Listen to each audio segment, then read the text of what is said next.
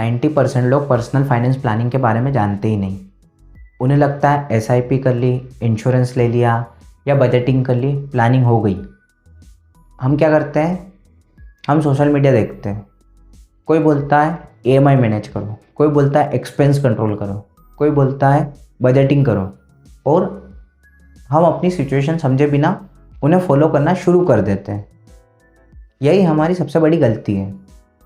Personal finance planning का मतलब अपनी इनकम, अपनी रिस्पॉन्सिबिलिटीज़, अपनी रिस्क और अपनी लाइफ के गोल के हिसाब से एक फाइनेंशियली स्ट्रक्चर तैयार करना होता है। हर इंसान अलग है, हर इंसान के गोल्स अलग है, तो हर किसी का प्लान भी अलग अलग होगा। मेन प्रॉब्लम तब आती है जब हमें किसी टेंशन वाली सिचुएशन में डिसीज़न लेना हो, जैसे जॉब चली जाए या मेडिकल इमरजेंसी के टाइम पे या बिज़नेस में लॉस हो जाए। ऐसी सिचुएशन में हम सही डिसीज़न नहीं ले पाते हैं और होता क्या है, फिर कोई नया लोन ले लेते हैं या अपनी इन्वेस्टमेंट को तोड़ देते हैं और फिर हमें वही वापस जीरो से शुरू करना पड़ता है। ऐसी सिचुएशन के लिए हम पहले से रेडी ही नहीं थे, क्योंकि हमने अपनी सिचुएशन के लिए प्लान नहीं बनाया, किसी दूसरों ने प्लान बनाया, उसी को हम फॉलो कर रहे थे। चाहे आप किसी सीए या किसी फाइनेंशियल एडवाइज़र से प्लान बनवा लो, और जब तक आप उस प्लान में अपनी सिचुएशन के अकॉर्डिंग उसमें मॉडिफाई और उस प्लान को पूरा नहीं समझोगे, तब तक आप उस प्लान को 2-3 साल से ज़्यादा टाइम कंटिन्यू नहीं कर पाओगे।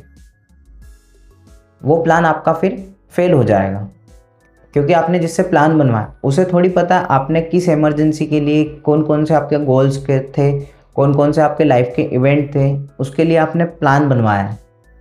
उन्हें जो पता है कि जनरली लोग सोचते हैं रिटायरमेंट प्लानिंग या इमरजेंसी फंड के अकॉर्डिंग या हेल्थ इंश्योरेंस लाइफ कवर के लिए, तो वो प्लान देंगे। आपकी नीड क्या क्या है, आप उस अकॉर्डिंग प्लान नहीं बनाएंगे वो। तो इसलिए सबसे ज़रूरी होता है आप आपके नीड और आपके जो लाइफ के इवेंट है या आपके जो गोल्स है उसके लिए आप अपना प्लान रेडी करो। यही होती है financial planning. Financial planning rich बनने के लिए नहीं, ये आपको स्टेबल बनाने के लिए होती है। और हम क्या सोचते हैं, फाइनेंशियल प्लानिंग से रिच बना जाता है, 5 साल में फाइनेंशियल फ्रीडम कैसे अचीव करें, या 30s की उम्र फाइनेंशियल फ्रीडम कैसे अचीव करें। हम ये चीज़ें टॉपिक सर्च करते हैं। हमें सर्च करना चाहिए फाइनेंशियल प्लानिंग क्या होती है और उसको स्टेबल कैसे बनाना है, उस पर डिसीज़न कैसे लेने हैं, अपने पैसे को कंट्रोल करना आना चाहिए हमें। मेरा मानना यह है कि जब तक आप अपनी फाइनेंशियल सिचुएशन के हिसाब से आप खुद के अकॉर्डिंग प्लान रेडी नहीं करोगे, तब तक आप प्लानिंग नहीं, सिर्फ दूसरों के प्लान को फॉलो कर रहे हो, और फॉलोइंग से कभी भी फाइनेंशियल फ्रीडम नहीं मिलती।